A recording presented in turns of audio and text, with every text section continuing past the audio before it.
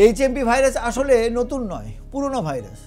তবে কি জানেন, এখন আমরা ভাইরাসের কথা শুনলেই কেমন একটা আতঙ্কিত হয়ে যায়।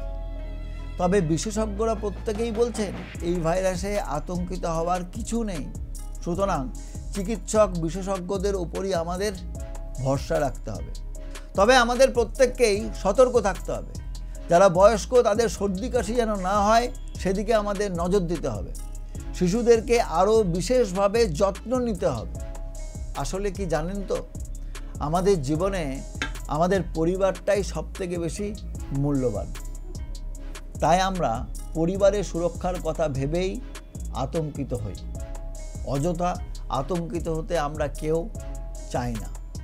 প্রত্যেকেই চাই দিনের শেষে পরিবারের সদস্যদের সঙ্গে ভালোভাবে সময় কাটাতে। প্রত্যেক সদস্যই যেন ভালোভাবে থাকে, সুস্থভাবে থাকে, সেটাই আমরা চেষ্টা করি।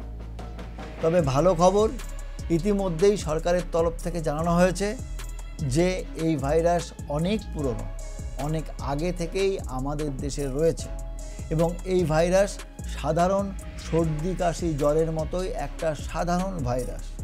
তাই আতঙ্কিত হবেন না, গুজবে কান দেবেন না।